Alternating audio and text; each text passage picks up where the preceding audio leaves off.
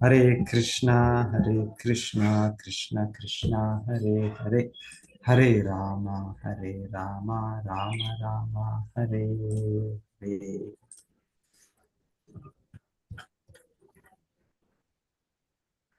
ಕೃಚ್ರೋ ಮಹಾನಿಹ ಭವಾರ್ಣವ ಅಪ್ಲವೇಶ ಷಡ್ವರ್ಗನ್ ಅಕ್ರಮ ಸುಖೇನ ತಿತೀರ್ಷಂತಿ ತತ್ವಂ ಹರೇ ಭಗವತೋ ಭಜನೀಯಂ ಅಂಘ್ರಿಂ ಕೃತ್ವೋಡುಪಂ ವ್ಯಸನಮುತ್ತರ ದುಸ್ತರಾಣಂ. ಭವಸಾಗರವನ್ನು ದಾಟುವುದು ಬಹಳ ಕಷ್ಟ, ಏಕೆಂದರೆ ಅದರಲ್ಲಿ ಅಪಾಯಕಾರಿಯಾದ ತಿಮಿಂಗಿಲಗಳು ತುಂಬಿವೆ. ಈ ಸಾಗರವನ್ನು ದಾಟಲು ಭಕ್ತರಲ್ಲದವರು ಉಗ್ರ ತಪಸ್ಸುಗಳನ್ನು ಮಾಡುತ್ತಾರೆ. ಆದರೆ ನೀವು ಈ ಸಂಸಾರ ಸಾಗರವನ್ನು ದಾಟುವ ನಾವೆಗಳಂತಿರುವ ಭಗವಂತನ ಪಾದಕಮಲಗಳನ್ನು ಆಶ್ರಯಿಸಬೇಕೆಂದು ನಾವು ಹೇಳುತ್ತೇವೆ. ಸಂಸಾರ ಸಾಗರವನ್ನು ದಾಟುವುದು ಕಷ್ಟವಾದರೂ ಭಗವಂತನ ಪಾದಾರವಿಂದಗಳನ್ನು ಆಶ್ರಯಿಸುವುದರಿಂದ ಎಲ್ಲ ಅಪಾಯಗಳಿಂದಲೂ ಪಾರಾಗಬಹುದು. ಸೊ ಕುಮಾರರು 4 ಜನ ಕುಮಾರರು: ಸನಕ, ಸನಾತನ, ಸನಂದನ, ಸನತ್ ಕುಮಾರ. ಸೊ ಬ್ರಹ್ಮನ ಪುತ್ರರು, ಸೊ ಅವರ ಆಚಾರ್ಯರು ಅವರು. ಸೊ ಇದು ಕೊನೆ ಅವರ ಉಪದೇಶಗಳು. ಅವರನ್ನ ಋತುಮಹಾರಾಜರಿಗೆ ಅವರು ಹೇಳ್ತಾರೆ.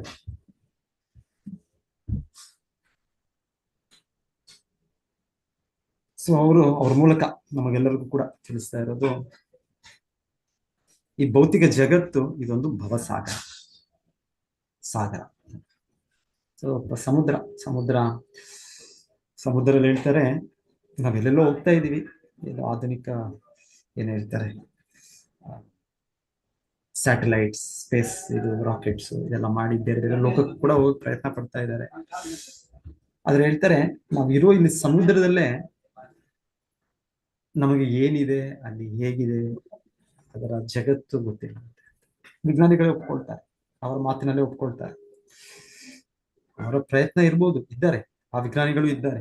ಸಮುದ್ರದಲ್ಲಿ ಒಳಗೋಗಿ, ಸಾಗರದಲ್ಲಿ ಒಳಗೋಗಿ ಅದೆಲ್ಲ ಅದರ ಬಗ್ಗೆ ತಿಳ್ಕೊಳ್ಳೋಕೆ ಪ್ರಯತ್ನ ಮಾಡ್ತಾ ಇದ್ದಾರೆ, ಇಲ್ಲ ಅಂತಲ್ಲ. ಶೋಧನೆ ಇದೆ, ಅವರ ಪ್ರಯತ್ನಗಳಿದೆ. ಆದರೂ ಸಮುದ್ರ ಅನ್ನೋದು, ಸಾಗರ ಅನ್ನೋದು ಹೇಳ್ತಾರೆ, ಅದರಲ್ಲಿ ಆಗ್ತಾ ಇರೋ ಇದು ನಮಗೆ ತಿಳಿತಾ ಇಲ್ಲ. ಎಷ್ಟೋ ವಿಷಯಗಳು ತಿಳಿತಾ ಇಲ್ಲ, ಉಪಯೋಗಿಸ್ತಾ ಇದ್ದೀವಿ ನಾವು. ಸಮುದ್ರದ ಮೂಲಕ, ಶಿಪ್ಪಿನ ಮೂಲಕ ಒಂದ್ ಕಡೆ ಇನ್ನೊಂದ್ ಕಡೆ ಹೋಗ್ತೇವೆ. ಅದರಿಂದ ಇನ್ನೊಂದ್ ಕಡೆಗೆ ಈ ಏನೋ ಆಯಿಲ್ಲು ಇದೆಲ್ಲ ನಮ್ಗೆ ಎಲ್ಲಿಂದ ಬರುತ್ತೆ? ವಿಶೇಷವಾಗಿ ಅದರಿಂದಾನೇ ಬರೋದು. ಅಷ್ಟು ಪ್ರಮಾಣದಲ್ಲಿ ಅದೆಲ್ಲೋ ಅದು ಭೂಮಿಯಿಂದ ಅಗೆದು ತೆಗೆದು ಮತ್ತೆ ಇನ್ನೊಂದೆಲ್ಲೋ ದೇಶಕ್ಕೆ, ಭೂಮಿಯ ಇನ್ನೊಂದು ಕೊನೆಯ ಒಂದು ದೇಶಕ್ಕೆ ಅದರಿಂದ ಅದನ್ನ ಒಂದು ಶಿಪ್ನಲ್ಲಿ ಸಾಗರ ಸಮುದ್ರದ ಮೂಲಕನೇ ಕಳಿಸೋದು. ಉಪಯೋಗಿಸ್ತಾ ಇದ್ದೇವೆ ನಾವು. ಆದರೂ ಹೇಳ್ತಾರೆ, ಒಳಗೆ ಹೇಗೆ ಹೇಗೆ ಇದಿದೆ ಜಗ, ಸಮುದ್ರದ ಇದು ಪ್ರಭಾವ. ಸಮುದ್ರ ನಾವು ನಮ್ಮ ಏನೋ ಉಪಯೋಗಿಸ್ತಾ ಇದ್ದೀವಿ, ಕೆಲವು ಅದರಿಂದ ನಾವು ಲಾಭ ಪಡಿತಾ ಇದ್ದೀವಿ ಅಷ್ಟೇ. ಅದು ಬಿಟ್ರೆ ಸಮುದ್ರದ ಅಸ್ತಿತ್ವ, ಸಮುದ್ರದ ಇದು, ಸಾಗರದ ಇದು ಶಕ್ತಿ, ಪ್ರಭಾವ, ಅವನ್ನ ಅರ್ಥ ಮಾಡ್ಕೊಳ್ಳೋದು, ಅದನ್ನ ನಮ್ಮ ನಿಯಂತ್ರಣದಲ್ಲಿ ತರೋದು, ಅದೆಲ್ಲ ಅಷ್ಟು ಸುಲಭ ಅಲ್ಲ. ಸೊ ಕೇಳ್ತೇವೆ, ದೊಡ್ಡ ದೊಡ್ಡ ಶಿಪ್ಗಳು ಸೊ ಒಂದು ಕ್ಷಣಕ್ಕೆ ಕುಸಿದು ಹೋಗ್ಬಿಡ್ತದೆ. ಒಂದು ಕ್ಷಣಕ್ಕೆ ಅದರಲ್ಲಿ ಏನಾದರೂ ಒಂದು ಸ್ವಲ್ಪ ಆಚೆ ಈಚೆ ಇದಾದ್ರೆ, ಇಲ್ಲ ಇನ್ನೇನಾದ್ರೂ ಒಂದು ಬೇರೆ ಯಾವ್ದಾದ್ರು ಇದು ಬಿದ್ರೆ ಯಾರು ರಕ್ಷಣೆ ಮಾಡಕ್ಕಾಗಲ್ಲ. ಅಲ್ಲಿ ಆ ಸಮುದ್ರದಲ್ಲಿ ಆ ನೌಕೆಗೆ, ಸೊ ಅಲ್ಲಿರುವ ಆ ಪ್ರಯಾಣಿಕರು, ಅಲ್ಲಿರುವ ಶಿಪ್ ಅಲ್ಲಿರುವ ಕ್ಯಾಪ್ಟನ್ಸ್, ಮತ್ತೆ ಇರುವ ಇನ್ಯಾರು ಇನ್ಯಾರು ಇದ್ದಾರೆ ಒಳಗೆ, ಅವರೆಲ್ಲರೂ ಪ್ರಾಣ ಉಳಿಸೋದು ಒಂದು ದೊಡ್ಡ ಕಷ್ಟ ಆಗುತ್ತೆ. ಇನ್ನೇನೋ ಒಂದು ಶಿಪ್ ಅನ್ನು ಕಳಿಸ್ಬೇಕು, ಇಲ್ಲ ಇನ್ನೊಂದೇನಾದೊಂದು ಲೈಫ್ ಬಹಳ ಕಷ್ಟ. ಎಷ್ಟೊಂದ್ಸಲ ತಿಳಿಯೋದೇ ಇಲ್ಲ. ಈಗ ಮೊನ್ನೆ ಇತ್ತೀಚೆಗೆ ಯಾವುದು ಇಲ್ಲಿ ಎಷ್ಟೋ ಕಿಲೋಮೀಟರ್ ಇದ್ರು ಒರಿಸ್ಸಾ ಇದರಿಂದ ಹೊರಗೆ ಯಾವ್ದೋ ಒಂದು ನೌಕೆ. ಸೊ ಅಲ್ಲಿ 25 ಜನ, ಅದೇನೋ ಆಯ್ತು, ಅದು ಮುಳುಗಿತು, ಮತ್ತೆ ಯಾರು ರಕ್ಷಣೆ ಮಾಡಕ್ಕಾಗಲ್ಲ. ಸೊ ಈ ರೀತಿ ಎಲ್ಲ. ಸೊ ಸಮುದ್ರ ಅಂದ್ರೆ ಅಲ್ಲಿ ಅಷ್ಟು ಸುಲಭ ಅಲ್ಲ. ಸಮುದ್ರ ಸಾಗರ ಅದು ಒಂದು ರೀತಿ ಭಗವಂತನ ಇದನ್ನ ನೋಡ್ಬೋದು ನಾವು. ಸೊ ಒಂದೇ ಭಗವದ್ಗೀತೆಯಲ್ಲಿ ಭಗವಂತನ ಹೇಳ್ತಾರೆ, ನಾನು ಆ ರೀತಿ ಸಾಗರ, ಆ ತರ ರೀತಿನ ಸಮುದ್ರ. ಕೃಷ್ಣ ಬೇರೆ ಬೇರೆ ರೀತಿಯಲ್ಲಿ ತನ್ನ ಶಕ್ತಿಗಳನ್ನು ಹೇಳ್ತಾ ತನ್ನ ಈ ಭೌತಿಕ ಜಗತ್ತಿನಲ್ಲಿ ತನ್ನನ್ನು ಹೇಗೆ ನೋಡ್ಬೋದು ಅನ್ನೋದ್ರಲ್ಲಿ ಒಂದ್ ಕಡೆ ನಾನು ಸಾಗರ ಕೂಡ ಅಂತ ಗೊತ್ತಿದೆ. ಸೊ ಸಾಗರದಲ್ಲಿ ಒಳಗೆ ಕೆಳಗೆ ಹೇಗೆ ಎಷ್ಟೋ ತುಂಬಾ ನಿಗೂಢವಾದ ಇದಿದೆ. ನಿಗೂಢವಾದ ಜೀವಗಳಿದ್ದಾರೆ, ಅಸ್ತಿತ್ವವಿದೆ, ಬೇರೆ ಬೇರೆ ಎಷ್ಟೋ ಎಷ್ಟೋ ರೀತಿಯಲ್ಲಿ ಸಾಗರ. ಸೊ ಈ ಜಗತ್ತನ್ನೇ ಒಂದು ರೀತಿ ಇಲ್ಲಿ ಹೋಲಿಕೆ ಹೇಳ್ತಾ ಇರೋದು, ಈ ಪ್ರಪಂಚವನ್ನೇ. ಇದು ಒಂದು ದೊಡ್ಡ ಸಾಗರ, ಭವಾರ್ಣವ. ಭವ ಅರ್ಣವ, ಭವ ಅಂದ್ರೆ ಇಲ್ಲಿ ಬದಲಾವಣೆಗಳಾಗ್ತಾ ಇರುತ್ತೆ, ಒಂದೇ ರೀತಿ ಇಲ್ಲ ಇದು ಈ ಸಾಗರ, ಇದು ಬದಲಾವಣೆ, ಇದು ಬರುತ್ತೆ. ಈ ಜಗತ್ತೇ ಒಂದು ರೀತಿ ಹೇಳ್ತಾರೆ, ಇದು ಒಂದು ಸಮಯಕ್ಕೆ ಸೃಷ್ಟಿಯಾಗುತ್ತೆ, ಮತ್ತೆ ಕೆಲವು ಸಮಯ ಇರುತ್ತೆ, ಕೊನೆಗೆ ಲಯವಾಗುತ್ತೆ. ಭವ, ಭವ ಅಂದ್ರೆ ಬದಲಾವಣೆಗಳಾಗೋದು, ಬರೋದು ಹೋಗೋದು, ಬರೋದು ಹೋಗೋದು.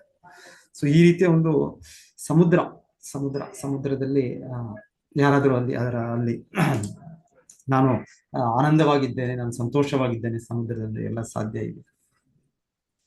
ಸಮುದ್ರದಲ್ಲಿ ಯಾವಾಗ ಏನ್ ಬೇಕಾದ್ರೂ, ಸುನಾಮಿ ಈ ತರ ನಾವು ಕೇಳ್ತೇವೆ, ಅಲ್ಲಿ ಏನೋ ಒಂದು ಕೆಳಗಿಂದ ಯಾವುದೋ ಒಂದು ಇದಾಗಿ ಸಡನ್ ಆಗಿ ಅಲ್ಲಿ ಅಲೆಗಳು ಏನೇನೋ ಎಷ್ಟೋ ರೀತಿಯಲ್ಲಿ. ಸಮುದ್ರ ಹೇಳ್ಬೇಕು ಅಂದ್ರೆ ಅದು ಅಷ್ಟು ಸುಲಭ ಅಲ್ಲ ಸಮುದ್ರ ಇದು. ಸೊ ಆ ರೀತಿ ಭೌತಿಕ ಜಗತ್ತನ್ನೇ ಅದು ಹೋಲಿಕೆ ಮಾಡೋದು, ಇದು ಬಹಳ ಬಹಳ ಪದಂ ಪದಂ ಯದ್ ವಿಪದಾನ್ನ ದೇಶ. ಪ್ರತಿಯೊಂದು ಹೆಜ್ಜೆಯಲ್ಲೂ ಒಂದು ಆತಂಕವಿರುವ ಒಂದು ಸಮುದ್ರದಿದ್ದಾರೆ. ಸೊ ಟೈಟಾನಿಕ್, ಸೊ ಕೇಳ್ತೇವೆ, ಫೇಮಸ್ ಫಿಲಿಂ ಕೂಡ ಅದ್ರ ಮೇಲೆ ಮಾಡಿದ್ರು. ಸೊ ಹೇಗೆ ಹೇಳ್ತಾರೆ, ಅದು ಮಾಡಿದಾಗ ಆ ಸಮಯದಲ್ಲಿ ಹೇಳಿದ್ದು ಎಲ್ಲರೂ, ಇದು ಅಷ್ಟು ನಾವು ಇದರಿಂದ ಮಾಡಿದ್ದೇವೆ, ಅಷ್ಟೊಂದು ವೈಜ್ಞಾನಿಕ ಇದರಿಂದ ಮಾಡಿದ್ದೇವೆ, ಅಷ್ಟು ಸೇಫ್ ಇದೆ ಇದು. ಸೊ ಬನ್ನಿ ಎಲ್ಲರೂ, ನೀವು ಆರಾಮಾಗಿ ಆನಂದವಾಗಿ ಎಂಜಾಯ್ಮೆಂಟ್, ಪಿಕ್ನಿಕ್, ಒಂದು ಟೂರ್ ಹೋಗಿ ಬರೋಣ, ಒಂದು ಇಂಗ್ಲೆಂಡಿಂದ ಇನ್ನೊಂದು ಅಮೆರಿಕ ಎಲ್ಲ ಹೋಗಿ ಎಲ್ಲ ಸುತ್ತಾಡಿ ಬರೋಣ ನಾವು. ಸೊ ಆತರ ಹೇಳ್ತಾರೆ. ಎಲ್ಲ ದೊಡ್ಡ ದೊಡ್ಡ ಇವರು ಶ್ರೀಮಂತರು ಎಲ್ಲರೂ ಕೂಡ ಅದ್ರ ಮೊದಲಿಗೆ ಟಿಕೆಟ್ ಎಲ್ಲ ಬುಕ್ ಮಾಡಿ ಎಲ್ಲರೂ ಎಲ್ಲ ಎಷ್ಟೋ ಲಕ್ಷ ಲಕ್ಷ ರೂಪಾಯಿಗಳು, ಕೋಟಿ ಕೋಟಿ ಡಾಲರ್ಗಳು, ಪೌಂಡ್ಗಳು ಕೊಟ್ಟು. ಸೊ ಯಾಕಂದ್ರೆ ಅಷ್ಟು ವ್ಯವಸ್ಥೆ ಇದೆ, ಅಷ್ಟು ಸುರಕ್ಷಿತವಾಗಿದೆ. ಆದ್ರೆ ಅಷ್ಟು ಸುರಕ್ಷಿತವಾದದ್ದು ಹೇಳ್ತಾರೆ, ಅದು ಮೊದಲ ಪ್ರಯಾಣದಲ್ಲೇ ಕುಸಿತು. ಅಟ್ಲೀಸ್ಟ್ ಕೆಲವು ನೌಕೆಗಳು 1 ಸಲ, 2 ಸಲ, 10 ಸಲ, 50 ಸಲ, ಓಕೆ, ಒಂದು ಸುಮಾರು ಸಲ ಆದ್ಮೇಲೆ ಅದು ಹಳೇದಾಯ್ತು, ಅದರ ಲೈಫ್ ಆಯ್ತು ಅಂತ ಹೇಳ್ಬೋದು. ಅಲ್ಲ, ಮೊದಲ ಪ್ರಯಾಣದಲ್ಲೇ ಅದಕ್ಕೂ ಹೀಗೆ ಸಮುದ್ರದ ಒಂದು ಇದು ಶಕ್ತಿ, ಸಮುದ್ರದ ಪ್ರಭಾವ, ಭಗವಂತನ ಪ್ರಕೃತಿ ಅಷ್ಟು ಪ್ರಬಲವಾಗುತ್ತೆ. ದೈವೀಶ ಗುಣಮಯಿ ಮಮ ಮಾಯಾ ದುರತ್ಯಯ, ಇದು ಭಗವಂತನ ಶಕ್ತಿ. ಭೌತಿಕ ಜಗತ್ತು ಭಗವಂತನ ಬಹಿರಂಗ ಶಕ್ತಿ. ಸೊ ಇದನ್ನು ಯಾರು ಕೂಡ ತನ್ನ ನಿಯಂತ್ರಣದಲ್ಲಿ ತರಕ್ಕಾಗೋದು. ಸೊ ಅದು ನಮ್ಮನ್ನು ನಿಯಂತ್ರಿಸುತ್ತೆ.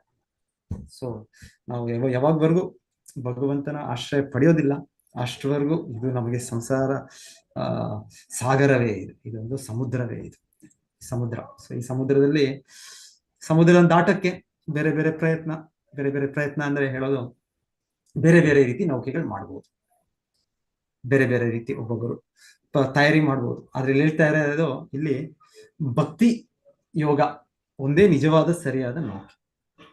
ನಾವು ಹಾಗೆ ಭೌತಿಕ ಜಗತ್ತಿನಲ್ಲಿ ನಮ್ಮ ನಾಯಕರು, ನಮ್ಮ ವಿಜ್ಞಾನಿಗಳು ಎಲ್ಲ ಬೇರೆ ಬೇರೆ ಪ್ರಯತ್ನ ಪಡ್ತಾರೆ. ಈ ಭೌತಿಕ ಜಗತ್ತನ್ನ ನಾವು ಆನಂದದ ಸಾಗರ ಮಾಡೋಣ ಅನ್ಕೊಳ್ತಾರೆ. ಇದು ದುಃಖದ ಸಾಗರ.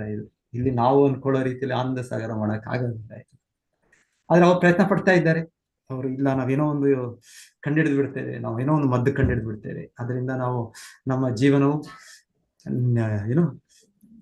ನಿರಂತರವಾಗ್ಬಿಡುತ್ತೆ, ನಾವು ಅಮರವಾಗಿ ನಾವು ಬದುಕಬಹುದು. ಅಮರವಾಗಿ ಇಲ್ಲ, ನಮ್ಮ ಆಯುಷ್ಯ ಕಡಿಮೆ ಆಗ್ತಾ ಇದೆ ಅಷ್ಟೇ. ಹಿಂದೆ ಸತ್ಯಯುಗದಲ್ಲಿ ಜನರು 1 ಲಕ್ಷ ವರ್ಷ ಬದುಕ್ತಾ ಇದ್ರು. ಈಗ ಜನರು 100 ವರ್ಷಗಳು ಕೂಡ ನಾವು ಬದುಕಾಕ. ಇದು ನಮ್ಮ ಅಸ್ತಿತ್ವ, ನಮ್ಮ ಆಯುಷ್ಯ ಕಡಿಮೆ ಆಯ್ತು. ಪ್ರಾಯಣ ಅಲ್ಪಾಯುಷ ಕಲಿಯುಗ ಅಂದ್ರೆ ನಮ್ಮ ಆಯುಷ್ಯ ಕಡಿಮೆ ಆಯ್ತು. ಸೊ ನಮಗೆ ಈ ರೀತಿಯ ಶೋಧನೆಯಿಂದ, ಈ ರೀತಿಯ ಇದರಿಂದ ನಾವು ಇಲ್ಲಿ ಈ ಪರಿಹಾರವನ್ನು ಸಮಸ್ಯೆಗಳನ್ನು ಪರಿಹಾರ ಮಾಡಕ್ ಆಗೋದಿಲ್ಲ. ಸೊ ಭೌತಿಕ ಒಂದು ಇದರಿಂದ, ಭೌತಿಕ ವಿಜ್ಞಾನದ ಒಂದು ಇದರಿಂದ, ಅಭಿವೃದ್ಧಿಯಿಂದ ಆಗೋದಿಲ್ಲ. ಈ ತರ ನೌಕೆಗಳು ಇದೆ. ಇದು ತುಂಬಾ ಕಷ್ಟಪಡಿ, ನೀವು ಶ್ರಮ ಪಟ್ಟು ನೀವು ಈ ಸಂಸಾರದ ಸಾಗರವನ್ನು ದಾಟಬಹುದು. ಆ ರೀತಿಯ ನೌಕೆ ಇದು. ನಾವು ಸಲಹೆ ಕೊಡ್ತೇವೆ, ನಾವು ನಿಮ್ಗೆ ಮಾರ್ಗದರ್ಶನ ಕೊಡ್ತೇವೆ. ಸೊ ನಾವು ಹೇಳೋ ರೀತಿಯಲ್ಲಿ ನೀವು ಮಾಡಿ ನೀವು ಅಂತ ನಾಯಕರು ಹೇಳ್ತಾರೆ. ಎಷ್ಟೋ ಜನ ರಾಜನಾಯಕರು, ಇಲ್ಲಾಂದ್ರೆ ಈ ತರ ವಿಜ್ಞಾನಿಗಳು, ಬೇರೆ ಬೇರೆ ರೀತಿಯಲ್ಲ ನಾಯಕರಿದ್ದಾರೆ ಸಮಾಜದಲ್ಲಿ. ಸೊ ಭೌತಿಕವಾದಿಗಳು ಅವರೆಲ್ಲರೂ ಅದರಿಂದ ಆ ತರ ಒಂದು ಇದರಿಂದ ಈ ಜಗತ್ತಿನ ಈ ಸಮುದ್ರವನ್ನು ನಾವು ದಾಟಕ್ ಆಗೋದಿಲ್ಲ.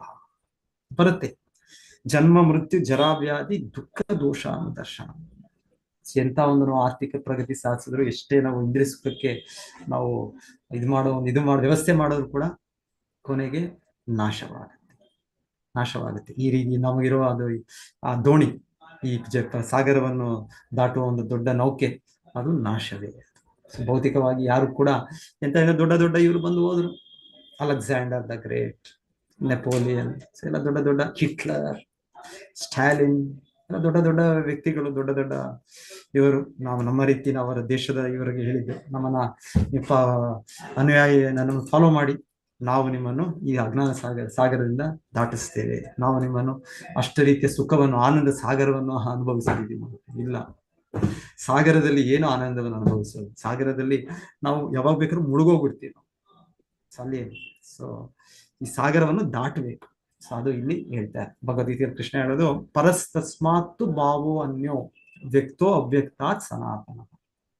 ಈ ಜಗತ್ತು, ಭೌತಿಕ ಜಗತ್ತು, ಇದು ಅಶಾಶ್ವತ ಜಗತ್ತು. ಇಲ್ಲಿ ಎಲ್ಲವೂ ಕೂಡ ಕೊನೆಗೆ ಮೃತ್ಯು ಬಂದು ನಮ್ಮನ್ನು ಮುಗಿಸುತ್ತೋ, ಇಲ್ಲ ಅಂದ್ರೆ ಈಗ ಏನೋ ಒಂದು ಅಂತ್ಯವಾಗುತ್ತೆ ಈ ಜಗತ್ತು. ಸೊ ಆದರೆ ಇದಕ್ಕೂ ಬಿಟ್ಟು ಇನ್ನೊಂದು ಜಗತ್ತಿದೆ. ಸೊ ಅಲ್ಲಿ ಆ ಜಗತ್ತು ಶಾಶ್ವತವಾಗುತ್ತೆ, ಅಲ್ಲಿ ನಮ್ಮ ಅಸ್ತಿತ್ವ ನಿರಂತರವಾಗುತ್ತೆ. ಸೊ ಭಗವಂತನ ನಮಗೆ ಹೇಳೋದು, ಅಲ್ಲಿದ ಅಸ್ತಿತ್ವಕ್ಕೆ ನಾವು ಹೋಗ್ಬೇಕು.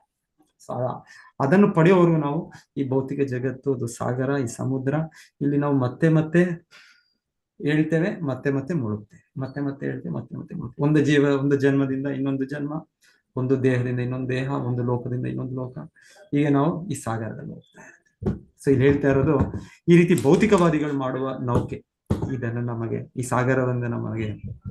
ಸಾಗರದ ಜೀವನದಲ್ಲಿ ನಮಗೆ ಪರಿಹಾರ ಮಾಡಕ್ಕಾಗೋದಿಲ್ಲ. ಸೊ ಇಲ್ಲ, ಬೇರೆ ರೀತಿಯ ಆಧ್ಯಾತ್ಮಿಕವಾದಿಗಳಿದ್ದಾರೆ, ಅವರು ಜ್ಞಾನವಂತರು ಅಂತ ಹೇಳ್ಕೊಳ್ತಾರೆ. ಈ ಭೌತಿಕ ಜಗತ್ತು ಇದರ ಕ್ಲೇಶಗಳನ್ನು ಅರ್ಥ ಮಾಡ್ಕೊಂಡು ಅವ್ರು ಇದನ್ನ ಬ್ರಹ್ಮ ಸತ್ಯಂ ಜಗತ್ ಮಿಥ್ಯಂ ಅಂತ ಅನ್ಕೊಳ್ತಾರೆ. ಈ ಜಗತ್ತನ್ನು ಮಿಥ್ಯೆ, ಇದನ್ನು ಆತರ ಕಲ್ಪನೆ ಆ ರೀತಿ ಅನ್ಕೊಂಡವರು ಇಲ್ಲ, ಅವರು ಕೂಡ ಇದರಿಂದ ಹೊರಗೆ ಬರಕ್ಕೆ. ಸೊ ನಾವು ಕೇಳ್ತಾ ಇದ್ವಿ, ನಾವು ನಿನ್ನೆ ಕೂಡ ಅದೇ ಕೇಳ್ತಾ ಇದ್ದು. ಸೊ ಇಂದ್ರಿಯಗಳನ್ನು ನಿಗ್ರಹಿಸ್ಲಿಕ್ಕೆ ಇದು ಕೇವಲ ಭಕ್ತಿ ಮಾರ್ಗದಿಂದ ಸಾಧ್ಯ ಆಗುತ್ತೆ. ಸೊ ಬೇರೆ ಇದರಿಂದ ಅದು ತುಂಬಾ ಕಷ್ಟ, ಇದನ್ನ ಆಲ್ಮೋಸ್ಟ್ ಇಲ್ಲ, ಕೊನೆಗೆ ಅದು ಪತನ ಆಗೋದು ಖಂಡಿತ ಅಂತಾನೆ ಹೇಳಿತ್ತು ನಿನ್ನೆ ಕೂಡ ಶ್ಲೋಕ ಹರಿತ್ವ. ಸೊ ಅದೇ ರೀತಿಯಲ್ಲಿ ಇವತ್ತು ಕೂಡ ಹೇಳ್ತಾ ಇರೋದು, ಬೇರೆ ಮಾರ್ಗಗಳು, ಜ್ಞಾನ ಮಾರ್ಗದಲ್ಲಿ ನಾವು ಇಲ್ಲ, ನಾವು ದೇಹ ಅಲ್ಲ, ನಾವು ಆತ್ಮ, ನಾವು ಭಗವಂತನೇ ಆ ರೀತಿ ಅನ್ಕೊಳ್ಳೋ ಒಂದು ಮಿಥ್ಯಾ ತತ್ವ, ಮಿಥ್ಯಾ ಕಲ್ಪನೆ. ಸೊ ಅದರಿಂದ ಹೇಳ್ತಾರೆ, ಅದು ಕೂಡ ಪರಿಪೂರ್ಣತೆ ಪಡೆಯಲು ಸಾಧ್ಯ ಆಗಿಲ್ಲ. ಸೊ ಅದು ಹೇಳ್ತಾರೆ, ಅದು ಕೂಡ ಒಂದು ಕೊನೆಗೆ ಆ ಒಂದು ನೌಕೆ, ಆ ಒಂದು ಬೋಟ್ ಕೂಡ, ದೋಣಿ ಕೂಡ ಕುಸಿಯುತ್ತೆ. ಗೀತೆಯಲ್ಲಿ ಕೃಷ್ಣ ಹೇಳ್ತಾರೆ, ಕ್ಲೇಶ ಅಧಿಕತರ ತೇಷಾಂ ಅವ್ಯಕ್ತ ಆಸಕ್ತ ಚೇತಸಾಂ. ಸೊ ಭಗವಂತನ ಗೀತೆಯಲ್ಲಿ ಹೇಳೋದು, ಈ ರೀತಿ ಯಾರು ಕೊನೆಗೆ ಭಗವಂತನ ಒಂದು ಅವ್ಯಕ್ತ ರೂಪ ಅಂತ ತಿಳ್ಕೊಂಡು, ಸೊ ನಾನು ಅದರ ಒಂದು ಅಂಶ, ನಾನು ಅದಕ್ಕೆ ಲೀನವಾಗಬೇಕು ಅಂತ ತಿಳ್ಕೊಂಡು ಅದನ್ನು ಅಭ್ಯಸಿಸ್ತಾರೆ, ಅದು ಕ್ಲೇಶ, ಆ ವಿಧಾನವು ಬಹಳ ದುಃಖತರವಾದದ್ದು. ಸೊ ಅದು ನಮಗೆ ಪರಿಪೂರ್ಣತೆ ಕೊಡೋದಿಲ್ಲ. ಸೊ ಅದು ಕೂಡ ಕೊಡೋದಿಲ್ಲ ನಮಗೆ. ಸೊ ನಿರಾಕಾರವಾದಿಗಳು ತಯಾರು ಮಾಡ್ಕೊಳ್ಳೋ ದೋಣಿಗಳು, ಆ ರೀತಿಯ ಅವ್ರ ಜ್ಞಾನ ಮಾರ್ಗ, ಆ ರೀತಿಯ ಒಂದು ಅಧ್ಯಯನ, ಆ ರೀತಿಯ ತಪಸ್ಸಿಗಳು, ಅದು ಕೂಡ ಕ್ಲೇಶವೇ, ಅದು ಕೂಡ ಕಷ್ಟವೇ, ಮತ್ತೆ ಅಲ್ಲೂ ಕೂಡ ಪರಿಪೂರ್ಣತೆ ಇಲ್ಲ.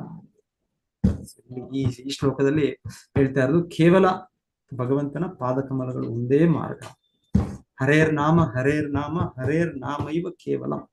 ಸೊ ಶಾಸ್ತ್ರದ ಮಾತು, ಇಲ್ಲಿ ಆಚಾರ್ಯರು, ಕುಮಾರ ಸಂಪ್ರದಾಯದ ಆಚಾರ್ಯರು, ಸೊ ಅವರು ಕೂಡ ಹೇಳ್ತಾ ಇರೋದು, ಇದು ಒಂದೇ ಮಾರ್ಗ, ಭಗವಂತನ ಪಾದಕಮಲಗಳ ಇರುವ ದೋಣಿ, ಪಾದಕಮಲ ಸೂಚಿಸುವ ದೋಣಿ. ಅದೊಂದೇ ನಮಗೆ ರಕ್ಷಣೆ ಮಾಡಕ್ಕೆ ಸಾಧ್ಯ. ಸೊ ಭಕ್ತಿ ಮಾರ್ಗದಿಂದಲೇ ನಾವು ಈ ಭವಸಾಗರವನ್ನು ದಾಟಕ್ಕೆ ಸಾಧ್ಯ, ಬೇರೆ ಯಾವ ವಿಧಾನವೂ ಇಲ್ಲ. ಯೋಗ, ಜ್ಞಾನ, ಕರ್ಮ, ಬೇರೆ ಬೇರೆ ವಿಧಾನಗಳು, ಬೇರೆ ಬೇರೆ ಭೌತಿಕ ವಿಧಾನಗಳು, ಬೇರೆ ಬೇರೆ ಆಧ್ಯಾತ್ಮಿಕ ವಿಧಾನಗಳನ್ನು ಅನಿಸ್ಕೊಳ್ಬಹುದು, ಆದ್ರೆ ಯಾವುದು ಕೂಡ ಸಾಧ್ಯ ಇಲ್ಲ ಅಂತ ಇಲ್ಲಿ ಹೇಳ್ತಾರೆ. ಸೊ ಬಹಳ ಒಳ್ಳೆ ಉದಾಹರಣೆ ಇದು, ಸಮುದ್ರ. ಇಲ್ಲಿ ಹೇಳ್ತಾ ಇರೋದಿಲ್ಲ, ಈ ಸಮುದ್ರದಲ್ಲಿ ಹಾಗೆ ಎಷ್ಟೋ ತಿಮಿಂಗಿಲಗಳಿದೆ. ಇಲ್ಲಿ ಇಂಗ್ಲಿಷ್ ನಲ್ಲಿ ಪ್ರೋಪರ್ ಶಾರ್ಕ್ ಅಂತ ಹೇಳ್ತಾರೆ. ಎನಿವೆ ಶಾರ್ಕು ಕೂಡ ಅದು ಕೂಡ ಬಹಳ ಆ, ಇದು ತಿಮಿಂಗಲ ಬೇಲ್ ಅಂತ ಹೇಳ್ಬೋದು. ಸೊ ಎರಡು ಎರಡು ಬೇರೆ ಬೇರೆ ರೀತಿಯಲ್ಲಿ ಇದೆ, ಬೇರೆ ಬೇರೆ. ಸೊ ಆ ಪ್ರಾಣಿಗಳು ಹೇಳೋದು ಇದರಲ್ಲಿ ಸಾಗರದಲ್ಲೂ ಕೂಡ ಒಂದೊಂದು ಪ್ರಾಣಿಗಳಿವೆ, ಅವು ಕೂಡ ಬಹಳ ಬಲಿಷ್ಠವಾದ ಪ್ರಾಣಿಗಳು. ಸೊ ಎಂತ ಯಾರಾದ್ರೂ ಈಜುಗಾರನಿದ್ರೆ ಅಲ್ಲಿ ಎಷ್ಟೋ ಜನ ನಾವು ಕೇಳ್ತೇವೆ ನ್ಯೂಸ್. ಸೊ ಆ ರೀತಿ ಅವರು ಆ ನೀರಿನಲ್ಲಿ ಆನಂದದಲ್ಲಿ ಅವ್ರ ವಿನೋದದಲ್ಲಿ ಎಷ್ಟೋ ಜನ ತೊಡಗಿದ್ರು, ಆದ್ರೆ ಯಾವುದೋ ಒಂದು ತಿಮಿಂಗಲನೋ ಈ ತರ ಶಾರ್ಕು ಬಂದು ಅವ್ರನ್ನ ಕೊಂದುಬಿಡ್ತು. ಸೊ ಇದೆಲ್ಲ ಕೇಳ್ತೇವೆ. ಸೊ ಈ ರೀತಿ ಹೇಳ್ತಾ ಇದ್ದಾರೆ. ಈ ರೀತಿ ಆ ತಿಮಿಂಗಲಗಳಿವೆ, ತಿಮಿಂಗಲ ಮತ್ತೆ ಇದು ಶಾರ್ಕ್ಸ್, ಸೊ ಆ ರೀತಿಯ ಪ್ರಾಣಿಗಳಿದೆ ಈ ಸಾಗರದಲ್ಲಿ. ಸೊ ಭೌತಿಕ ಜಗತ್ತು ಇಲ್ಲಿ ಇಲ್ಲಿ ವಿವರಿಸ್ತಾ ಇರೋದು ನಮ್ಮ ದೇಹ, ನಮ್ಮ ಮನಸ್ಸು, ನಮ್ಮ ಇಂದ್ರಿಯಗಳು ಇದೇ ಒಂದು ರೀತಿ ನಮಗೆ ನಮ್ಮನ್ನು ನಿಯಂತ್ರಿಸಿ ಇಟ್ಟಿದೆ. ಸೊ ಇದನ್ನು ನಾವು ಜಯಿಸ್ಬೇಕು. ನಾವು ಅವಾಗ ನಾವು ಈ ಸಾಗರವನ್ನು ದಾಟಬಹುದು. ಇಲ್ಲಾಂದ್ರೆ ಇಂದ್ರಿಯಗಳನ್ನು ಜಯಿಸದೆ ಎಲ್ಲಿ ನಾವು ಈ ಸಾಗರವನ್ನು ದಾಟಬಹುದು? ಸೊ ಆ ಇಂದ್ರಿಯಗಳನ್ನು ಜಯಿಸೋದಕ್ಕೆ ನಾವು ಭಗವಂತನ ಆಶ್ರಯ ಪಡಿಬೇಕು, ಅವನ ಪಾದಕಮಲಗಳ ಆಶ್ರಯ ಪಡಿಬೇಕು. ಸೊ ಇಲ್ಲಿ ಅದು ಕೂಡ ಅದು ಸ್ಪಷ್ಟವಾಗಿ ಹೇಳ್ತಾ ಇರೋದು. ಅದರಿಂದ ಮಾತ್ರ ಸಾಧ್ಯ ಆಗುತ್ತೆ. ಇಲ್ಲಾಂದ್ರೆ ಇಲ್ಲಿ ಎಷ್ಟೋ ಆ ರೀತಿಯ ಭಗವಂತನ ಬಹಿರಂಗ ಶಕ್ತಿಯ ಇದಿದೆ, ಪ್ರತಿನಿಧಿಗಳಿದೆ ಇದ್ದಾರೆ. ಸೊ ಅವರೆಲ್ಲವೂ ಕೂಡ ಇಲ್ಲಿ ಸೂಚನೆ ಮಾಡ್ತಾ ಇರೋದು ಒಂದು ತಿಮಿಂಗಲಗಳಿದ್ದ ಹಾಗೆ ಅಂತ ಹೇಳ್ತಾರೆ. ಸೊ ನಮ್ಮ ಭಕ್ತಿ ಪಥದಲ್ಲೂ ಕೂಡ ನಮಗೆ ಎಚ್ಚರಿಕೆ ಇದೆ. ಅತ್ಯಾಹಾರ, ಪ್ರಯಾಸ, ಪ್ರಜಲ್ಪ, ನಿಯಮಾಗ್ರಹ, ಜನಸಂಘರ್ಷ, ಲೌಲ್ಯ, ಜನಸಂಘರ್ಷ ಅಲ್ಲ. ಸೊ ಹೇಳ್ತಾರೆ ಅವೆಲ್ಲವೂ ಕೂಡ ಒಂದು ರೀತಿಯ ಶಾರ್ಕ್, ತಿಮಿಂಗಲಗಳೇ ಅಂತ ಹೇಳ್ಬೋದು. ಸೊ ನಾವು ಭಕ್ತಿ ಮಾರ್ಗದಲ್ಲಿ ನಾವು ಬಂದಾಗ್ಲೂ ಕೂಡ ಇಲ್ಲೂ ಕೂಡ ಬಹಳ ಇದೆ, ಬಹಳ ಅಡಚಣೆಗಳು ಇರ್ಬೋದು. ಆದ್ರೆ ಇದೆಲ್ಲ ನಾವು ಶಾಸ್ತ್ರ ನಿರ್ದೇಶನದಿಂದ ಮತ್ತೆ ಇಲ್ಲಿ ಆಚಾರ್ಯರ ನಿರ್ದೇಶನದಿಂದ, ಅವರ ಆಶ್ರಯದಿಂದ ನಾವು ಭಕ್ತಿ ಮಾರ್ಗವನ್ನು ಅನುಸರಿಸಿದ್ರೆ ಆಗ ಸಾಧ್ಯ. ಸೊ ಹೇಳ್ತಾರೆ ಭಕ್ತಿ ಮಾರ್ಗ ಒಂದ್ ರೀತಿ ಬಹಳ ಸುಲಭ, ಇನ್ನೊಂದು ರೀತಿ ಕಷ್ಟ ಕೂಡ ಇದೆ. ಭಗವದ್ಗೀತೆಯಲ್ಲಿ ಕೃಷ್ಣ ಹೇಳ ಸುಸುಖಂ ಕರ್ತುಂ ಅವ್ಯಯಂ, ರಾಜವಿದ್ಯಾ ರಾಜಗುಹ್ಯಂ ಪವಿತ್ರ ನಿಧನೋತ್ತಮಂ. ಈ ಮಾರ್ಗವು ಭಕ್ತಿ ಮಾರ್ಗ ಆನಂದಕರ ಮಾರ್ಗ, ಆದರೆ ಇದರಲ್ಲೂ ಕೂಡ ಅಷ್ಟು ಸುಲಭ ಅಲ್ಲ. ಅದರಲ್ಲೂ ಕೂಡ ನಮ್ಗೆ ಈ ರೀತಿ ತಿಮಿಂಗಲಗಳು ಆ ರೀತಿಯಲ್ಲಿ ಇದೆ. ಸೊ ನಾವು ಅದರಿಂದ ಎಚ್ಚರಿಕೆಯಿಂದ ನಾವು ಇದ್ದು ನಾವು ಭಗವಂತನನ್ನು ಆಶ್ರಯಿಸಬೇಕು. ಸೊ ಆದರೆ ಇಲ್ಲಿ ಹೇಳ್ತಾ ಇರೋದಿಲ್ಲ, ಇನ್ನೊಂದು ಮಾತು ಹೇಳ್ತಾ ಇರೋದ್ರಲ್ಲಿ ಇಲ್ಲಿ ಈ ಅಥಾರಿಟೇಟಿವ್ ಸ್ಟೇಟ್ಮೆಂಟ್ಸ್, ಯಾಕಂದ್ರೆ ಇಲ್ಲಿ ಪ್ರಮಾಣಭೂತ ಆಚಾರ್ಯರು ಮತ್ತೆ ಈ ಶಾಸ್ತ್ರವು ನಮ್ಗೆ ನೇರವಾಗಿ ಹೇಳ್ತಾ ಇರೋದು ಇದೊಂದೇ ಅನುಸರಿಸಿ, ಬೇರೆ ಮಾರ್ಗ ನೀವು ಹೇಳಿ. ಪ್ರಭುಪಾದ ಶಾ ಒಳ್ಳೆ ಪಾಯಿಂಟ್ ಇಲ್ಲಿ ಹೇಳ್ತಾ ಇರೋದು, ಬೇರೆ ಮಾರ್ಗದಲ್ಲಿ ಎಷ್ಟು ನಾವು ಮುನ್ನಡೆ ಸಾಧಿಸಿದೀವಿ ಅಂತ ಕೂಡ ಗೊತ್ತಾಗುತ್ತೆ. ಇವಾಗ ಸಪೋಸ್ ಎಲ್ಲಾದ್ರೂ ಓದ್ತಾ ಇದ್ರೆ, ಎಲ್ಲೋ ಕಾಲೇಜಲ್ಲೋ ಎಲ್ಲ ಯೂನಿವರ್ಸಿಟಿಯಲ್ಲೋ ಫಸ್ಟ್ ಇಯರ್ ಆಗುತ್ತೆ, ಸೆಕೆಂಡ್ ಇಯರ್ ಆಗುತ್ತೆ, ಥರ್ಡ್ ಇಯರ್ ಗೊತ್ತಾಗ್ತಾ ಇದೆ ಅಟ್ಲೀಸ್ಟ್. ಅಯ್ಯೋ ನಂದು ಈಗ ಈ ಒಂದು ಫೀಲ್ಡ್ ಅಲ್ಲಿ ನಾನು 1 ವರ್ಷ ಕಂಪ್ಲೀಟ್ ಮಾಡಿದೆ, 2 ವರ್ಷ ಕಂಪ್ಲೀಟ್ ಮಾಡಿದೆ, ಓಕೆ ಇನ್ನೊಂದು 2 ವರ್ಷ ಕಂಪ್ಲೀಟ್ ಮಾಡಿದೆ, ನಂಗೆ ಇಂಜಿನಿಯರಿಂಗ್ ಡಿಗ್ರಿ ಸಿಗುತ್ತೋ, ಇಲ್ಲಾಂದ್ರೆ ಇನ್ನೊಂದು ಇದ್ರಲ್ಲಿ ನರ್ಸ್ ಡಿಗ್ರಿ ಸಿಗುತ್ತೋ, ಇಲ್ಲ ನಾನು ಪೋಸ್ಟ್ ಗ್ರಾಜುಯೇಟ್ ಆದ್ನೋ PhD ಆದ್ನೋ ಅಂತ ಗೊತ್ತಾಗುತ್ತೆ. ಇವಾಗ ನೀವು ಅಲ್ಲಿ ತಯಾರಿ ಆಗ್ತಾ ಇರುವಾಗ ನಿಮ್ಗೆ ಗೊತ್ತೇ ಆಗೋದಿಲ್ಲ ಅಂದ್ರೆ ಹೇಗೆ? ಇಷ್ಟು ವರ್ಷಗಳಾದ್ರೂ ಅಯ್ಯೋ ನಾನು ನಿಜವಾಗ್ಲೂ ಇಲ್ಲಿ ಒಂದು ಕಲಿತಾ ಇದ್ದೀನ, ಈ ಜ್ಞಾನ ಬರ್ತಾ ಇದೆ, ನಂಗೆ ಏನಾದ್ರೂ ಪ್ರಯೋಜನ ಇದೆಯಾ? ಸೊ ಈ ರೀತಿ ಆದ್ರೆ ಆ ರೀತಿಯ ವಿದ್ಯಾಭ್ಯಾಸ ಪ್ರಯೋಜನ ಸಾರಿ ಅಲ್ಲಿ ಆ ರೀತಿ ಇಲ್ಲಿ ಹೇಳ್ತಾ ಇರೋದು ಶ್ರೀಲ ಪ್ರಭುಪಾದರು. ಈ ಭಕ್ತಿ ಮಾರ್ಗದಲ್ಲಿ ನಮಗೆ ನಾವು ಆಧ್ಯಾತ್ಮಿಕ ಪ್ರಗತಿ ಸಾಧಿಸ್ತಾ ಇರೋದು ಗೊತ್ತಾಗ್ತಾ ಇದೆ, ಮತ್ತೆ ಭಗವಂತನ ಕೃಪೆ ಗೊತ್ತಾಗ್ತಾ ಇದೆ. ಅವನ ಆಶ್ರಯ ಪಡೆದು ಅದರಿಂದ ನಮಗೆ ಕ್ರಮೇಣವಾಗಿ ನಾವು ಬೆಳವಣಿಗೆ ಆಗೋದು ಗೊತ್ತಾಗ್ತಾ ಇದೆ. ಆದ್ರೆ ಬೇರೆ ಮಾರ್ಗಗಳಲ್ಲಿ ಹೇಳ್ತಾರೆ ಈ ಕರ್ಮ ಮಾರ್ಗ ಅಂತೂ ಅದು ಮೂರ್ಖತನ ಅಷ್ಟೇ. ಸೊ ಶಾಸ್ತ್ರದಲ್ಲಿ ಹೇಳೋದು ಕರ್ಮಿ ಅಂದ್ರೆ ಅದು ಒಂದು ಪಶು ಅಂತಾನೆ. ಯಾಕಂದ್ರೆ ಸಂಪೂರ್ಣ ಭೌತಿಕವಾಗಿ ನಾವು ಆನಂದವನ್ನು ಪಡಿತೇವೆ, ಆ ಸಮಸ್ಯೆಗಳನ್ನ ಪರಿಹಾರ ಮಾಡ್ತಾ ಇದ್ದೇವೆ ಅಂತ ಯೋಚನೆ ಮಾಡಿದ್ರೆ ಯಾರಾದ್ರೂ ಅವರು ಪ್ರಾಣಿ ಮಟ್ಟದಲ್ಲೇ ಇದ್ದಾರೆ, ಅವರು ಇನ್ನ ತಮೋಗುಣ ಇದರಲ್ಲೇ ಇದ್ದಾರೆ. ಸೊ ಮನುಷ್ಯನ ಯಾವಾಗ ಆಗೋದು ಅಂದ್ರೆ ಅದನ್ನು ಬಿಟ್ಟು ನಾವು ಈ ಭೌತಿಕತೆಯಲ್ಲಿ ನಮಗೆ ಏನು ಪರಿಹಾರ ಇಲ್ಲ, ಮತ್ತೆ ನಾವು ಭಗವಂತನ ಆಶ್ರಯಿಸಬೇಕು, ಭಗವದ್ಧಾಮ ಹೋಗ್ಬೇಕು. ಆಧ್ಯಾತ್ಮಿಕ ಜೀವನದಲ್ಲೇ ನಮ್ಮ ನಿಜವಾದ ಜೀವನ, ಅದೇ ನಮ್ಮ ನಿಜವಾದ ಕರ್ತವ್ಯ ಅಂತ, ಅದು ಅಟ್ಲೀಸ್ಟ್ ಒಂದು ಹೆಜ್ಜೆ ಅಂತ. ಆದರೂ ಹೇಳ್ತಾ ಇರೋದು ಈ ಭೌತಿಕತೆ ಬಿಟ್ಟು ಆಧ್ಯಾತ್ಮಿಕ ಜೀವನದಲ್ಲೂ ಕೂಡ ಈ ರೀತಿಯ ಆ ರೀತಿಯ ಪೂಜೆಗಳು, ಆ ರೀತಿಯ ಯಜ್ಞಗಳು, ಆ ರೀತಿಯ ಧ್ಯಾನಗಳು, ಆ ರೀತಿಯ ಯೋಗಾಭ್ಯಾಸಗಳು, ಅದರಲ್ಲಿ ನಾವು ಎಷ್ಟು ಮುಂದುವರಿದೆ ಅಂತ ಕೂಡ ಗೊತ್ತಾಗುತ್ತೆ. ಕೇವಲ ಅನ್ಕೊಳ್ಬಹುದು ನಾನು ಆಗ್ಲೇ ಇಲ್ಲಿ ಇಷ್ಟು ವರ್ಷ ಓದಿ ಆಯ್ತು, ನಾನು ಇಂಜಿನಿಯರಿಂಗ್ ಮೆಡಿಕಲ್ ನಾನು ಆದ್ರೆ ಇಲ್ಲ, ಏನು ಪ್ರಯೋಜನ ಆಗಿಲ್ಲ ಅಲ್ಲಿ. ಅಲ್ಲಿ ಎಷ್ಟು, ಯಾಕಂದ್ರೆ ಆ ಮಾರ್ಗಗಳು ಹಾಗೆ, ಆ ಯೋಗ ಮಾರ್ಗ, ಆ ಜ್ಞಾನ ಮಾರ್ಗ, ಆ ಮಾರ್ಗದಲ್ಲಿ ಯಾವಾಗ ಬೇಕಾದ್ರೂ ಪತನಗೊಳ್ಬಹುದು, ಯಾವಾಗ ಬೇಕಾದ್ರೂ ನಮ್ಮ ನಿಜವಾದ ಸ್ಥಿತಿ ಮತ್ತೆ ತಿಳಿಯುತ್ತೆ ನಮ್ಗೆ. ಓ, ಏನು ನಾವು ನಾವು ಇಲ್ಲೇ ಇದ್ದೇವೆ, ನಾವು ಮುಂದೆನೆ ಹೋಗ್ಲಿಲ್ಲ ಅಂತ. ಸೊ ಆತರ ಹೇಳ್ತಾರೆ. ಭಕ್ತಿ ಪಥ ಆಗಲ್ಲ. ಭಕ್ತಿ ಪಥ ಭಗವಂತನ ಗೀತೆಯಲ್ಲೂ ಕೂಡ ಹೇಳೋದು, ಸ್ವಲ್ಪಮಪಿ ಅಸ್ಯ ಧರ್ಮಸ್ಯ ತ್ರಾಯತೆ ಮಹತೋ ಭಯಾತ್ ನೇಹಾಭಿಕ್ರಮ ನಾಶೋ ಅಸ್ತಿ ಪ್ರತ್ಯವಾಯೋ ನ ವಿದ್ಯತೆ. ಭಕ್ತಿ ಮಾರ್ಗದಲ್ಲಿ ನಾವು ಸ್ವಲ್ಪವೇ ಸ್ವಲ್ಪ, ಅಲ್ಪವೇ ಅಲ್ಪವಾಗಿ ನಾವು ಮುಂದುವರೆದ್ರು ಕೂಡ ಹೇಳ್ತಾರೆ, ನಾವು ಮಾಡಿದ ಮುನ್ನಡೆ ನಮ್ಮ ಅಭಿವೃದ್ಧಿ ಅದು ಶಾಶ್ವತವಾಗಿ ಅದು ಭಗವಂತನ ಇದರಲ್ಲಿ ಅದು ನೋಟ್ ಆಗಿದೆ. ನೋಟ್ ಆಗಿ ಮತ್ತೆ ಮತ್ತೆ ನಮ್ಗೆ ಅವಕಾಶ ಸಿಗುತ್ತೆ, ಮತ್ತೆ ನಾವು ಅಲ್ಲಿಂದ ಮುನ್ನಡೆ ಸಾಧಿಸೋ ಅವಕಾಶ ಭಗವಂತನು ಕೊಡ್ತಾರೆ. ಸೊ ಹಾಗೆ ಇದು ಭಕ್ತಿ ಮಾರ್ಗ ಒಂದೇ, ಕೃಷ್ಣ ಪಾದಗಳನ್ನು ಆಶ್ರಯಿಸುವ ಒಂದೇ ಏಕೈಕ ಶುಭ ಮಾರ್ಗ. ಬೇರೆ ಎಲ್ಲ ಆಧ್ಯಾತ್ಮಿಕ ಮಾರ್ಗವಾಗ್ಬೋದು, ಭೌತಿಕ ಮಾರ್ಗವಾಗ್ಬೋದು, ಬೇರೆ ಎಲ್ಲ ಬೋಟ್ಗಳು, ಬೇರೆ ಎಲ್ಲ ದೋಣಿಗಳು ಎಲ್ಲವೂ ಕೂಡ ಡಿಫೆಕ್ಟ್ ಇವೆ. ಅದು ಯಾವಾಗಲೂ ಅದು ಸರಿ. ಭಕ್ತಿ ಭಗವಂತ ಪಾದಗಳನ್ನು ಆಶ್ರಯಿಸುವ ಒಂದು ಮಾರ್ಗ ಒಂದೇ, ಅದೊಂದೇ ಸರಿಯಾದ ದೋಣಿ, ಅದೊಂದೇ ಸರಿಯಾದ ನೌಕೆ, ಬೇರೆ ಯಾವುದು ಕೂಡ ಇಲ್ಲ. ಸೊ ಹಾಗಾಗಿ ಇಲ್ಲಿ ಹೇಳ್ತಾ ಇರೋದಿದ್ರು ಕುಮಾರರು ಪೃಥು ಮಹಾರಾಜರಿಗೆ, ನೀನು ಅದನ್ನು ಗಟ್ಟಿಯಾಗಿ ಹಿಡಿದುಕೋ. ಆಕ್ಚುಲಿ ಒಂದು ಪೃಥು ಮಹಾರಾಜ ಆಗಲೇ ಇಟ್ಕೊಂಡ್ಬಿಟ್ಟಿದ್ದಾರೆ, ಆದ್ರೆ ಅವರ ಮೂಲಕ ನಮಗೆಲ್ಲರಿಗೂ ಅವರು ತಿಳಿಸ್ತಾ ಇರೋದು ಇದೊಂದೇ ನಿಜವಾದ ವಿಧಾನ, ಬೇರೆ ಯಾವ ವಿಧಾನವೂ ಇಲ್ಲ. ಸಂಸಾರ ಸಾಗರ ದಾಟುವುದು ಕಷ್ಟವಾದರೂ ಭಗವಂತನ ಪಾದಾರವಿಧವನ್ನು ಆಶ್ರಯಿಸುವುದರಿಂದ ಎಲ್ಲ ಅಪಾಯಗಳಿಂದಲೂ ಪಾರಾಗಬಹುದು. ಮತ್ತೆ ಶಿಲ ಪ್ರಭುಪಾದ ಕೊನೆಗೆ ಇನ್ನೊಂದು ಹೇಳ್ತಾ ಇರೋದು, ಈ ರೀತಿ ಬೇರೆ ಮಾರ್ಗದಲ್ಲಿ ನಿರಾಕಾರವಾದಿಗಳಿರ್ಬೋದು, ಸೊ ಅವರ ಎಷ್ಟು ಅನುಯಾಯಿಗಳಿರ್ಬೋದು, ಸೊ ಅವರು ಹೇಳ್ಬೋದು, ಅವರು ನಾವು ನಮ್ಮನ್ನು ಪಾಲನೆ ಮಾಡಿ ನಾನು ಹೇಳೋ ರೀತಿಯ ಒಂದು ಇದನ್ನ ಮಂತ್ರವನ್ನು ಜಪಿಸಿ ನಾನು ಹೇಳೋ ಒಂದು ಹೇಳ್ಬೋದು, ಅವರ ವಿಧಾನವನ್ನು ಅವರ ಅನುಯಾಯಿಗಳು ಪಾಲನೆ ಮಾಡ್ಬೋದು. ಆದ್ರೆ ಹೇಳ್ತಾರೆ, ಅವರೇ ಮುಕ್ತರಲ್ಲದೆ ಇರುವಾಗ ಅವರು ಕೊಟ್ಟಿರೋ ವಿಧಾನವು ಹೇಗೆ ಅವರ ಅನುಯಾಯಿಗಳನ್ನ ರಕ್ಷಿಸುತ್ತೆ. ಸೊ ಇದು ನೋಡ್ತೇವೆ, ಸಡನ್ ಆಗಿ ಗೊತ್ತಾಗುತ್ತೆ, ಸಡನ್ ಆಗಿ ನೋಡಿ ಈ ವ್ಯಕ್ತಿ ಹೀಗೆ, ಅವರು ರೀತಿ ಆಧ್ಯಾತ್ಮಿಕ ಇದನ್ನ ನಡ್ಸ್ಕೊಂಡು ಹೋಗ್ತಾ ಇದ್ರು, ಮತ್ತೆ ನೋಡಿದ್ರೆ ಅದು ಅವರ ವ್ಯಕ್ತಿತ್ವ ಹೀಗೆ. ಎಷ್ಟೋ ಇದು ಪ್ರತಿ ದಿವಸ ಇದು ನೋಡೋದು ಚಟುವಟಿಕೆ, ಸನ್ನಿವೇಶ. ಆದ್ರೆ ಶಿಲ ಪ್ರಭುಪಾದ ನಮ್ಮ ಸಂಸ್ಥಾಪಕ ಆಚಾರ್ಯರು ಶಿಲ ಪ್ರಭುಪಾದ ಸೊ ಹೇಳ್ತಾರೆ, ಅವರ ಬಗ್ಗೆ ಅವರ ಜೀವನ ಇದು ನೋಡಿದ್ರೆ ಸೊ ಅವರು ಅವರ ಕೊಟ್ಟಿರೋ ಇದು ಭಕ್ತಿ ವಿಧಾನ ಪಥ, ಅವರು ಈ ನೌಕೆ, ಇದನ್ನು ನಾವು ಆಶ್ರಯಿಸಿದ್ರೆ ಖಂಡಿತವಾಗಿ ನಾವು ಈ ಭವಸಾಗರವನ್ನು ದಾಟಬಹುದು. ಯಾಕಂದ್ರೆ ಅವರು ಆಚಾರ್ಯರು, ಅವರ ವ್ಯಕ್ತಿತ್ವ, ಅವರ ಪರಿಶುದ್ಧತೆ ಅವರ ಜೀವನದಲ್ಲಿ ನಮಗೆ ತಿಳಿಯುತ್ತೆ. ಸೊ ಎಷ್ಟು ಜನ ಪ್ರಭುಪಾದ ರೀತಿಯಲ್ಲಿ ಎಷ್ಟೋ ಜನ ಹೋದ್ರು ಪಾಶ್ಚಾತ್ಯ ದೇಶಕ್ಕೆ, ಅವರ ಹಿಂದೆ ಬಹಳ ಜನ ಹೋಗಿದ್ರು. ಸೊ ಹೋದವರು ಅವ್ರು ಹೋಗಿ ಬಂದದ್ದು ಏನು ಅಲ್ಲಿ ಜನರಿಗೆ ಪ್ರಭಾವ ಬೀಳಲಿಲ್ಲ. ಇನ್ಫ್ಯಾಕ್ಟ್ ಅವರೇ ಪತನಗೊಂಡ್ರು. ಯಾರು ಆ ರೀತಿ ಆನಂದ, ಯಾರು ಆ ರೀತಿ ಇದು ಅನ್ಕೊಂಡಿದ್ರು, ಹೆಸರು ಪಡೆದ್ರು, ಅವ್ರು ಇಲ್ಲಿ ಹೇಳೋ ರೀತಿಯಲ್ಲಿ ಒಂದು ತಿಮಿಂಗಿಲ, ಒಂದು ಹೆಣ್ಣು, ಒಂದು ಮಾಯೆಯ ಒಂದು ಇದು ಗಂಡಸಿಗೆ ಹೆಣ್ಣು, ಹೆಣ್ಣಿಗೆ ಗಂಡು, ಸೊ ಇದು ಮಾಯೆ. ಸೊ ಹೇಳ್ತಾರೆ ಅವರ ಪ್ರಭಾವಕ್ಕೆ ಒಳಗಾದ. ಸೊ ಶಿಲ ಪ್ರಭುಪಾದರು ಕೂಡ ಎಷ್ಟೋ ಜನ ಪ್ರಯತ್ನ ಪಟ್ಟರು, ಇಲ್ಲ ಅಂತಲ್ಲ, ಪ್ರಯತ್ನ ಪಡೆದಿದ್ದಾರೆ ಅವರನ್ನು ಕೂಡ ಪತನಗೊಳಿಸ್ಲಿಕ್ಕೆ. ಆದ್ರೆ ಶಿಲ ಪ್ರಭುಪಾದರು ಶುದ್ಧ ಭಕ್ತರು, ಆಚಾರ್ಯ. ಸೊ ಅವರು ಆ ರೀತಿ ಪತನಗೊಳ್ಳಿಲ್ಲ, ಅವರನ್ನು ಭಕ್ತರನ್ನಾಗಿ ಮಾಡ್ತಾರೆ. ಹೇಗೆ ನಾವು ಹರಿದಾಸ್ ಠಾಕೂರ್ ಕೇಳ್ತೇವೆ, ಶುದ್ಧ ಭಕ್ತರು ಹೇಗೆ ಒಂದು ವೇಶ್ಯೆ ಬಂದಾಗ ಅವರನ್ನು ಶುದ್ಧ ಭಕ್ತರಾಗಿ ಮಾಡಿದ್ರು. ಸೊ ಶಿಲ ಪ್ರಭುಪಾದರು ಸಂಸ್ಥಾಪಕ ಆಚಾರ್ಯರು.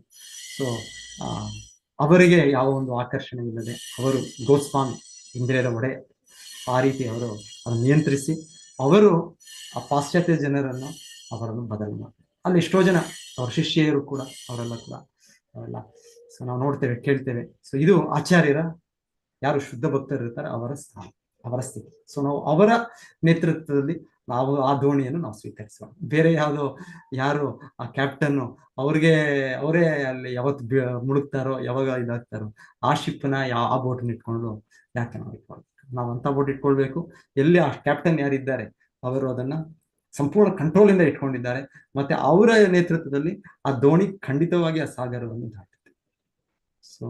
ಸೊ ಆ ರೀತಿ ನಾವು ಆಚಾರ್ಯರು, ಶುದ್ಧ ಭಕ್ತರು, ಸಂಸ್ಥಾಪಕ ಆಚಾರ್ಯರು, ಶಿಲ ಪ್ರಭುಪಾದರು ಅವರು ಕೊಟ್ಟಿರೋ ವಿಧಾನವನ್ನು ಸ್ವೀಕರಿಸೋಣ. ಆ ರೀತಿ ದೋಣಿಯನ್ನು ಆ ರೀತಿ ದೋಣಿಲಿ ಆಗ್ಲೇ ಇದ್ದೇ ನಾವು ನಾವು ಇಲ್ಲಿಂದ ಜಂಪ್ ಮಾಡಬಾರ್ದು ಹೊರಗೆ ಅಷ್ಟೇ. ಈ ದೋಣಿಯಲ್ಲಿ ನಾವು ಕುತ್ಕೊಂಡು ಗಟ್ಟಿಯಾಗಿ ಕುತ್ಕೊಂಡಿರ್ಬೇಕಷ್ಟೇ, ಏನು ಮಾಡ್ಬೇಕಾಗಿಲ್ಲ. ಸೊ ಇದರಲ್ಲೇ ಖಂಡಿತವಾಗಿ ನಾವು ಈ ಸಾಗರವನ್ನು ದಾಟಿ. ಹರೇ ಕೃಷ್ಣ. ಸೊ ಎಲ್ಲರಿಗೂ ಧನ್ಯವಾದಗಳು. ಯಾರು ಏನಾದ್ರು ಹೇಳ್ತೀರಾ, ಸೇರಿಸ್ತೀರಾ, ಹೇಳಿ.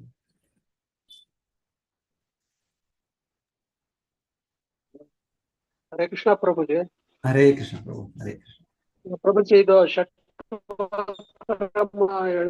ವರ್ಗ ನಕ್ರಂ, ಇದು ಅಪಾಯಕಾರಿಯಾದ ತಿಮಿಂಗಲಗಳತ್ತ ಇವು ನಮ್ಮ ಇಂದ್ರಿಯಗಳ ಪ್ರಭುಜಿ. ಇವು ಷಡ್ವರ್ಗ ಅಂದ್ರೆ ಷಡ್ವರ್ಗ ಅಂದ್ರೆ ಅಂದ್ರೆ 6 ಇಂದ್ರಿಯಗಳತ್ತ. ಹೌದು, ಇಂದ್ರಿಯಗಳು. ಸೊ ನಮಗೆ ಅದು ಆ ಇಂದ್ರಿಯಗಳು ಯಾವ್ದು ಇಂದ್ರಿಯಗಳು ಪ್ರಭುಜಿ? ಕಾಮ, ಕ್ರೋಧನ ಅಲ್ಲ? ಎರಡು ರೀತಿಯಲ್ಲಿ ನೋಡ್ಬೋದು. ಕಾಮ, ಕ್ರೋಧ, ಲೋಭ, ಮೋಹ, ಮದ, ಮತ್ಸ. ಇಲ್ಲಿ ಹರಿಷಡ್ವರ್ಗ ಅಂತ ಹೇಳಿದ್ರು ಅಂದ್ರೆ ಅದೇ ಆ ರೀತಿ. ಇಲ್ಲ ಶಿಲ ಪ್ರಭುಪಾದ ಇಂಗ್ಲಿಷ್ ನಲ್ಲಿ 6 ಸೆನ್ಸಸ್ ಅಂತ ಹೇಳ್ತಾರೆ. ನಮ್ಮ ಮೂಗು, ನಾಲಿಗೆ, ಕಿವಿ ಇದೆಲ್ಲಾನು ಇಂದ್ರಿಯಗಳು. ಇದು ಕೂಡ ನಮ್ಮನ್ನ ಪತನಗೊಳಿಸುತ್ತೆ. ನಮ್ಗೆ ಇದರ ಇಂದ್ರಿಸುವಕ್ಕೆ ನಮ್ಮನ್ನ ಮತ್ತೆ ಮಗ್ನವಾಗಿ ಮಾಡುತ್ತೆ ನಮ್ಮನ್ನು. ಸೊ ಇದೆಲ್ಲ ನಮ್ಗೆ ಅಡಚಣೆಗಳೇ. ಭಕ್ತಿ ಮಾರ್ಗದಲ್ಲೂ ನಮ್ಗೆ ಅಡಚಣೆಗಳಿದೆ. ಆದ್ರೆ ಭಗವಂತನ ಕೃಪೆ, ಈ ಆತರ ದೋಣಿ ಇದೆ ನಮ್ಗೆ. ಆ ರೀತಿಯ ಒಂದು ದೋಣಿಯ ಇವ್ರ ಚಾಲಕರಿದ್ದಾರೆ, ಕ್ಯಾಪ್ಟನ್ ಇದ್ದಾರೆ. ಸೊ ಆಗಿಂದ ನಮಗೆ ನಾವು ಅದನ್ನ ಇಟ್ಕೊಂಡ್ರೆ ಅದರಲ್ಲೇ ಕುಳಿತಿದ್ರೆ ನಾವು ಹೋಗ್ಬೇಕು. ಇಲ್ಲ ಅಂದ್ರೆ ಬೇರೆ ದೋಣಿಗಳು ಯಾವ್ದು ರಕ್ಷಣೆ ಮಾಡಕ್ಕಾಗಲ್ಲ. ಅದು ಮಾಡೋಣ, ಇದು ಮಾಡೋಣ, ಅದು ಸ್ವಲ್ಪ ಯೋಗಾಭ್ಯಾಸ ಮಾಡೋಣ, ಅದು ಸ್ವಲ್ಪ ಇನ್ನೊಂದು ಪಾಲನೆ ಮಾಡೋಣ, ಇದು ಮಾಡೋಣ. ಇಲ್ಲ, ಅದೆಲ್ಲ ಕೆಲಸ ಮಾಡೋದಿಲ್ಲ. ಕೇವಲ ಕೃಷ್ಣನ ಭಕ್ತಿ, ಕೃಷ್ಣ ನಾಮ, ಕೃಷ್ಣನ ಪಾದಗಳನ್ನು ನಾವು ಆಶ್ರಯಿಸುವ ವಿಧಾನ, ಅದೊಂದೇ ನಮ್ಗೆ ಮಾರ್ಗ. ಸುಲಭವಾಗಿ ಹೋಗ್ಬೋದು. ಇಲ್ಲ ಹೇಳ್ತಾರೆ, ಸುಲಭವಾಗಿ ನಾವು ದಾಟಬಹುದು, ಖಂಡಿತವಾಗಿ ದಾಟಬಹುದು. ಬಹವೋ ಜ್ಞಾನ ತಪಸ ಭೂತ ಮದ್ಭಾವ ಮಾಗತ. ಭಗವದ್ಗೀತೆಯಲ್ಲಿ ಕೃಷ್ಣ ಹೇಳೋದು, ಬಹಳ ಜನರು ಹಿಂದೆ ಈ ವಿಧಾನವನ್ನು ಆಶ್ರಯಿಸಿ ವೀತರಾಗ ಭಯಕ್ರೋಧ ಮನ್ಮಯ ಮಾಂ ಉಪಾಶ್ರಿತ, ನನ್ನನ್ನು ಆಶ್ರಯಿಸಿ ಅವರು ಇದನ್ನು ದಾಟಿದ್ರು ಈ ಸಾಗರ. ಬಹಳ ಜನರು, ಬಹಳ ಒಬ್ರು ಇಬ್ರು ಅಲ್ಲ, 100,000 1,000,000 ಲಕ್ಷಾಂತರ. ಒಂದೊಂದ್ಸಲ ಹೇಳ್ತಾರೆ, ಅಡ್ವರ್ಟೈಸ್ ಮಾಡ್ತಾರೆ, ನೋಡಿ ಇಲ್ಲಿ ನೀವು ಓದಿ ಸ್ಟಡಿ ಮಾಡಿ, ಖಂಡಿತವಾಗಿ ನೀವು IAS ಪಾಸ್ ಆಗಿಬಿಡ್ತೀರ, ಇಲ್ಲ ಖಂಡಿತವಾಗಿ ನಿಮ್ಗೆ IIT ಸೀಟ್ ಸಿಗುತ್ತೆ. ಯಾಕಂದ್ರೆ ಬಹಳ ಜನ ಇಲ್ಲಿ ಆಗ್ಲೇ ಪಾಸ್ ಆಗಿದ್ದಾರೆ ಈ ನಮ್ಮ ಕೊಡೋ ಕೋಚಿಂಗ್ ಅಲ್ಲೇ ಅಂತ ಹೇಳ್ತಾರೆ. ಸೊ ಅದೇ ರೀತಿಯಲ್ಲಿ ಈ ಭಕ್ತಿ ಮಾರ್ಗ ಹಾಗೆ, ಈ ಶುದ್ಧ ಭಕ್ತಿ ಆಚಾರ್ಯರು ಗುರು ಪರಂಪರೆಯಲ್ಲಿ ಬರೋ ವಿಧಾನ, ಇದರಿಂದ ನಾವು ಖಂಡಿತವಾಗಿ ನಾವು ದಾಟಬಹುದು ಅಂತ ನಾವು ಆಶ್ವಾಸನೆ. Okay Prabhuji, thank you Prabhuji. Hare Krishna. Hare Krishna. Hare Krishna Prabhuji. Hare Krishna.